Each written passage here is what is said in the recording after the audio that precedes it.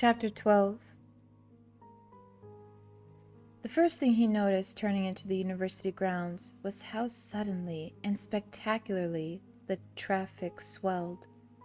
There was I can English. There was car traffic, bike traffic, and there were joggers by the score. He had to stop quickly to avoid two of the latter coming from the direction of Dunn Hall. Lewis braked hard enough to lock his shoulder belt and honked.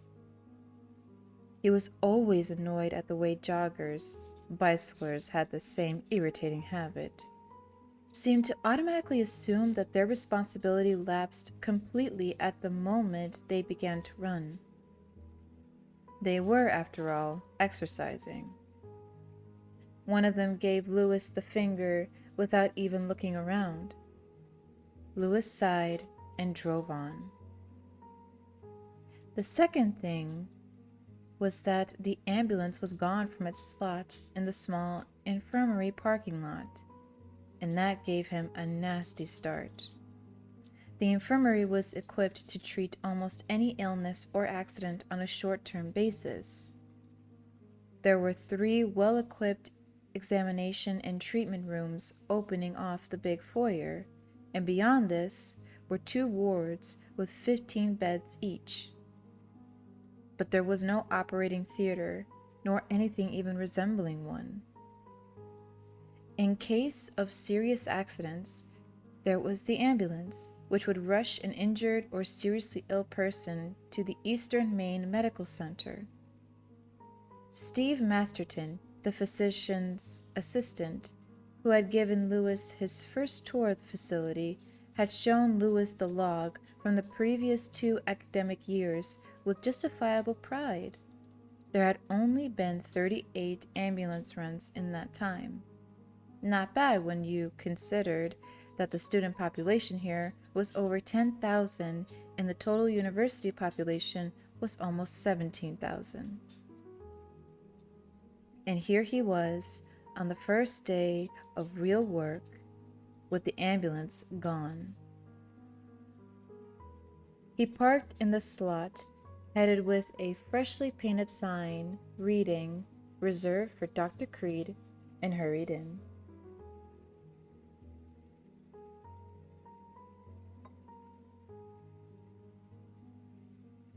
He found Charlton, a graying but lithe woman of about 50, in the first examining room, taking the temperature of a girl who was wearing jeans and a halter top.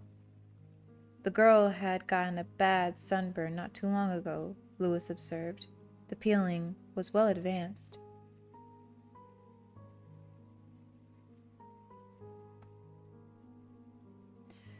"Good morning, Joan," he said. "Where's the ambulance?" "Oh, we had a real tragedy, all right," Charlton said, taking the thermometer out of the student's mouth and reading it. "Steve Masterton came in this morning at 7 and saw a great big puddle under the engine and the front wheels. Radiator let go. They hauled it away." "Great," Lewis said, but he felt relieved nonetheless. At least it wasn't out on a run, which was what he had first feared. "When do we get it back?" Joan Charlton laughed. "Knowing the university pool," she said, "it'll come back around December 15 wrapped in Christmas ribbon." She glanced at the student. "You've got half a degree of fever," she said. "Take 2 aspirins and stay out of bars and dark alleys." "Our first customer of the semester," Charlton said sourly. She began to shake the thermometer down with brisk snaps. "You don't seem too pleased about it." "I know the type," she said. Oh, we get the other type too. Athletes who go on playing with bone chips and tendinitis and everything else because they don't want to be benched. They've got to be macho men, not let the team down, even if they're jeopardizing pro careers later on. Then you've got little Miss Half Degree of Fever. She took her head toward the window, where Lewis could see the girl with the peeling sunburn walking in the direction of the 𝘕𝘦𝘢𝘕 complex of dorms. In the examining room, the girl had given the impression of being someone who did not feel well at all, but was trying not to let on. Now she was walking briskly, her hips swinging prettily, noticing and being noticed. Your basic college hypochondriac. Charlton dropped the thermometer into a sterilizer. We'll see her 24 times this year. Her visits will be more frequent before each round of prelims. A week or so before finals, she'll be convinced she has either mono or pneumonia. Bronchitis is the fallback position. She'll get out of 4 or 5 tests, the ones where the instructors are wimps, to use the word they use, and get easier makeups. They'll always get sicker if they know the prelim or final is going to be an objective test rather than an essay exam. My, aren't we cynical this morning? Lewis said. He was, in fact, a little nonplussed. She tipped him a wink that made him grin. I don't take it to heart, Doctor. Neither should you. Where's Stefan now? In your office, answering mail, trying to figure out what the latest ton of bureaucratic bullshit from Blue Cross Blue Shield, she said. Lewis went in. Charlton's cynicism notwithstanding, he felt comfortably in harness.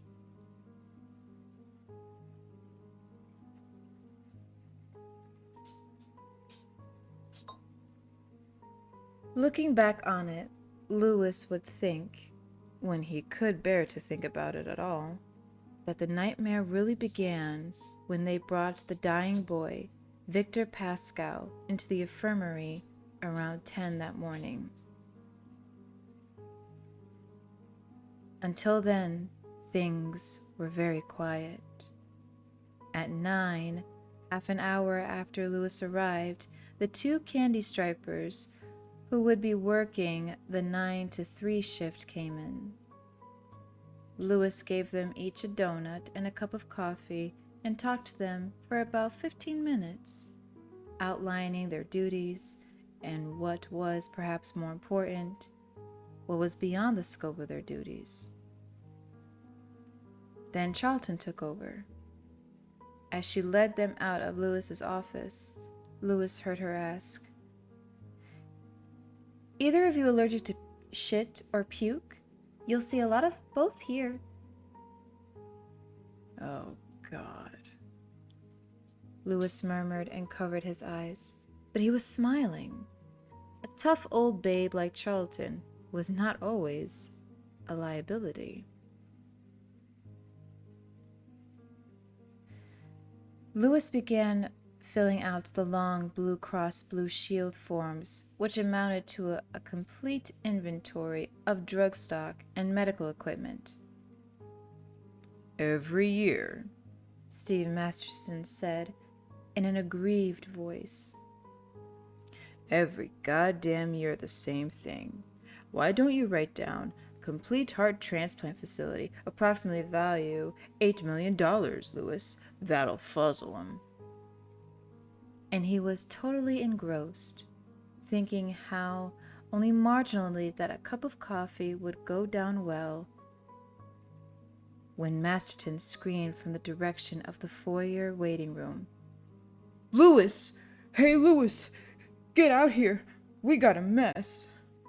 The near panic in Masterton's voice got Lewis going in a hurry. He bolted out of his chair, almost as if he had, in some subconscious way, been expecting this. A shriek, as thin and sharp as a shard of broken glass, arose from the direction of Masterton's shout. It was followed by a sharp slap and Charlton saying, "Stop that, or get the hell out of here! Stop it right now!" Lewis burst into the waiting room and was first only conscious of the blood. There was a lot of blood. The other, pale as cream, had put her fisted hands to the corners of her mouth, pulling her lips into a big, revolted grin. Masterton was kneeling down, trying to hold the head of the boy sprawled on the floor. Steve looked up at Lewis, eyes grim and wide and frightened. He tried to speak. Nothing came out. People were congregating at the student medical center's big glass doors, peering in, their hands cupped around their faces to cut out the glare. Lewis's mind conjured up an insanely appropriate image. Sitting in the living room as a kid of no more than 6, with his mother in the morning before she went to work, watching the television, watching the old Today Show with 𝘈𝘬𝘠𝘕. People were outside, gapping in at Dave and Frank Blair and good old J. Fred Muggs. He looked around and saw people standing at the windows. He couldn't do anything about the doors, but... "Shut the drapes," he snapped at the candy striper who had screamed. When she didn't move immediately, Charlton slapped her can. "Do it, girl!" The candy striper got in gear. A moment later, green drapes were jerked across the windows. Charlton and Steve Masterton moved instinctively between the boy on the floor and the doors, cutting off the view as best as they could. "Hard stretcher, doctor?" Charlton asked.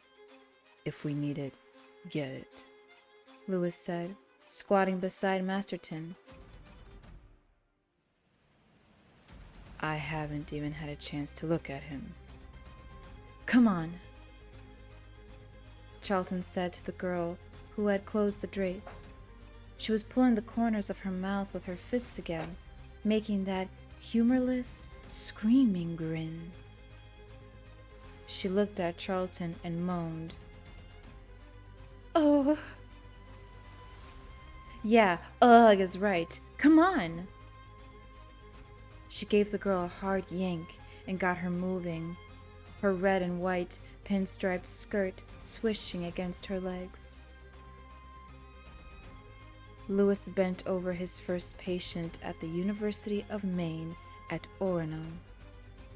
He was a young man, age approximately 20, and it took Lewis less than 3 seconds to make the only diagnosis that mattered.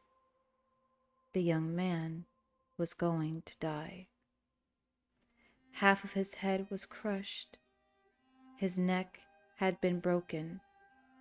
One collarbone jutted from its swelled and twisted right shoulder. From his head, blood and a yellow pussy fluid seeped sluggishly into the carpet. Lewis could see the man's brain, whitish gray and pulsing through a shattered section of skull.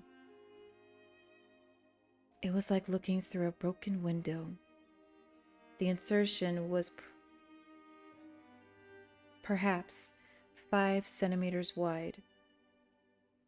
If he had had a baby in his skull, He could almost have birthed it, like Zeus delivering from his forehead.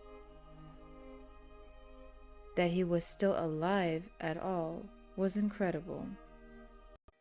In his mind, suddenly, he heard Judd Crandall saying, "Sometimes you could feel it by your ears." And his mother, "Dead is dead." He felt a crazy urge to laugh. Dead was dead, all right. That's affirmative, good buddy. "Holler for the ambulance," he snapped at Masterton. Lewis, the ambulance is... Oh, Christ," Lewis said, slapping his own forehead. He shifted his gaze to Charlton. "Joan, what do you do in a case like this? Call campus security or the EMMC?"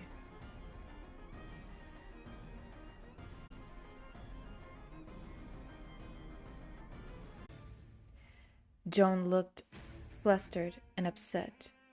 An extreme rarity with her, Lewis guessed. But her voice was composed enough as she replied, "Doctor, I don't know. We never had a situation like this before in my time at the medical center." Lewis thought as fast as he could. "Call the campus police. We can't wait for EMMC to send out their own ambulance. If they have to, they can take him up to Bancourt in one of the fire engines. At least it has a siren, flashers. Go do it, Joan."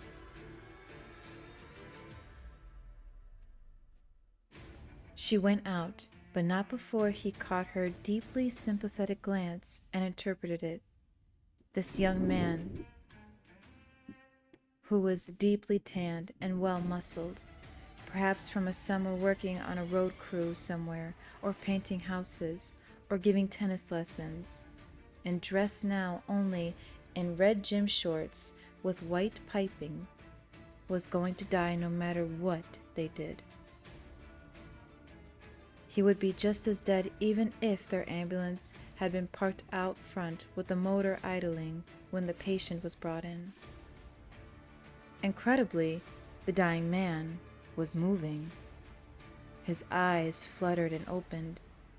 Blue eyes, the irises ringed with blood. They stared vacantly around, seeing nothing.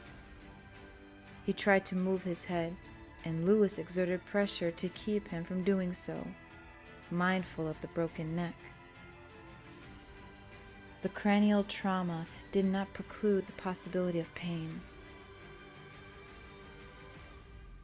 "The hole is in his head.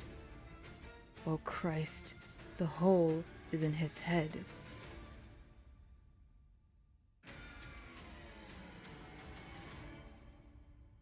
What happened to him?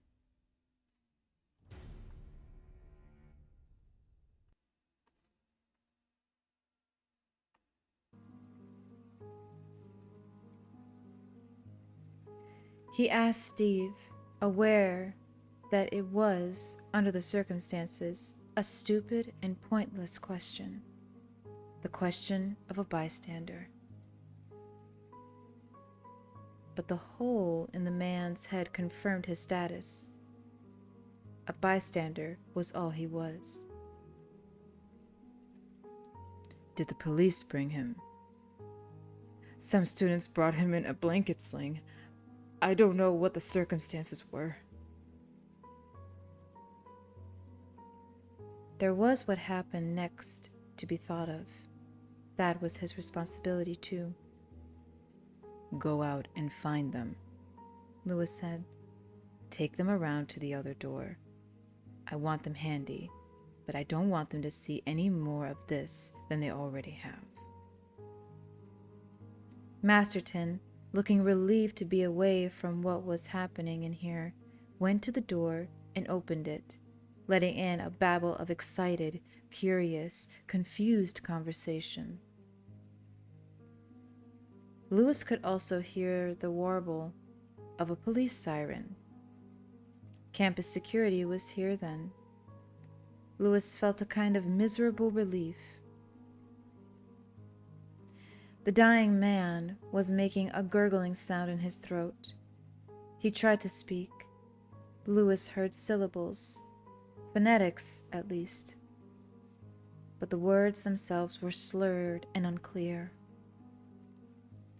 Louis leaned over him and said, "You're going to be all right, fella." He thought of Rachel and Ellie as he said it, and his stomach gave a great, unlovely lurch. He put a hand over his mouth and stifled a burp. The young man said,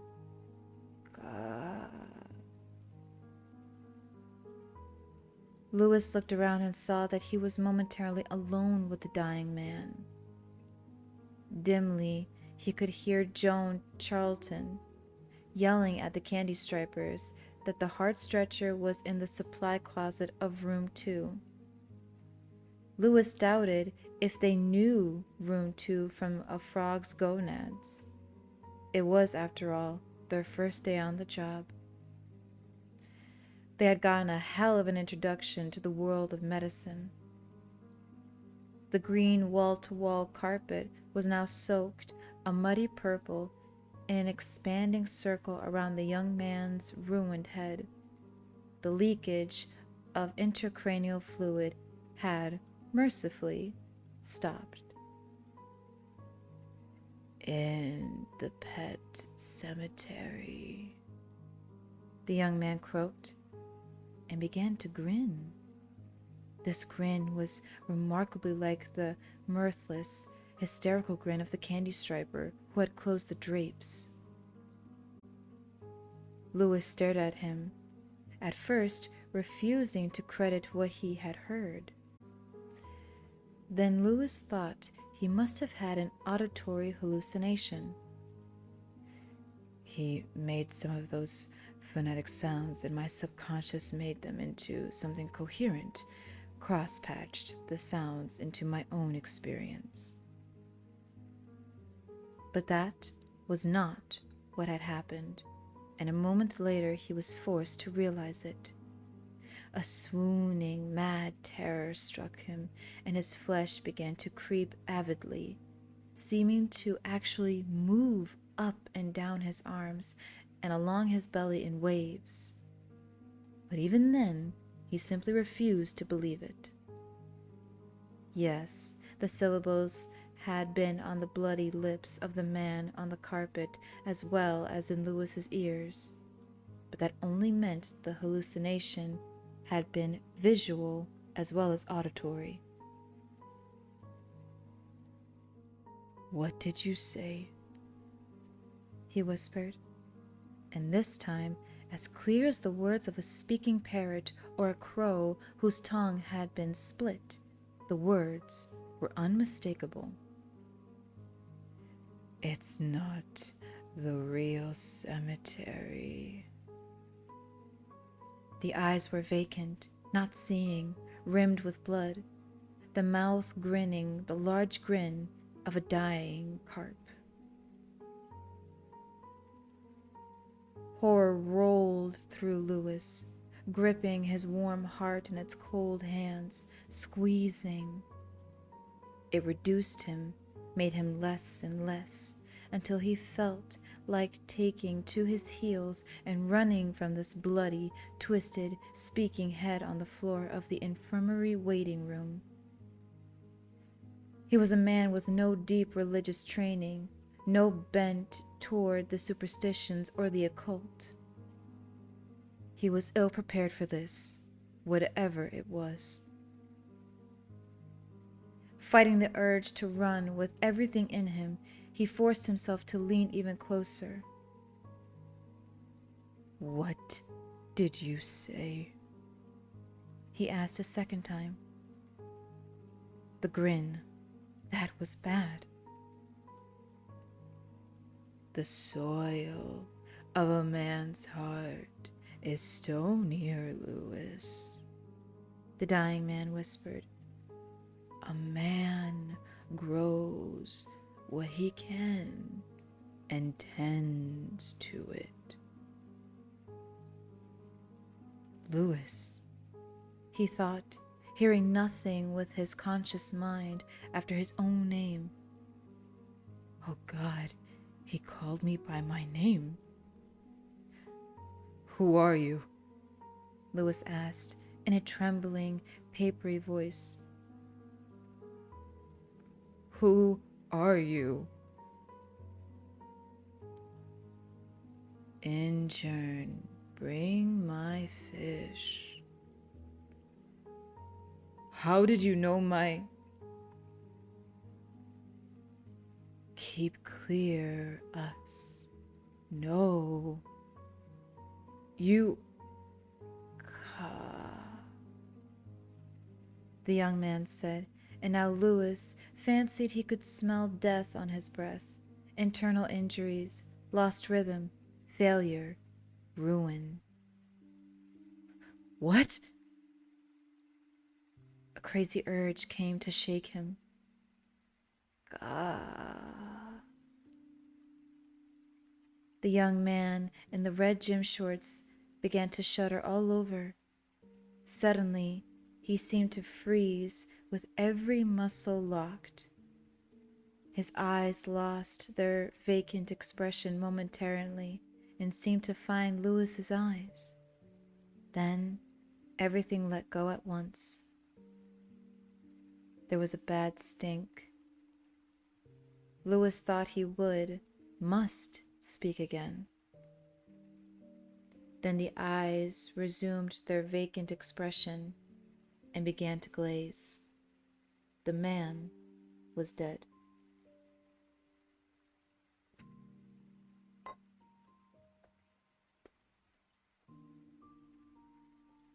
Louis sat back, vaguely aware that all his clothes were sticking to him. He was drenched with sweat. Darkness bloomed, spreading a wing softly over his eyes, and the world began to swing sickeningly sideways. Recognizing what was happening, he half turned from the dead man, thrust his head down between his knees, and pressed the nails of his left thumb and left forefinger into his gums hard enough to draw blood. After a moment, the world began to clear again.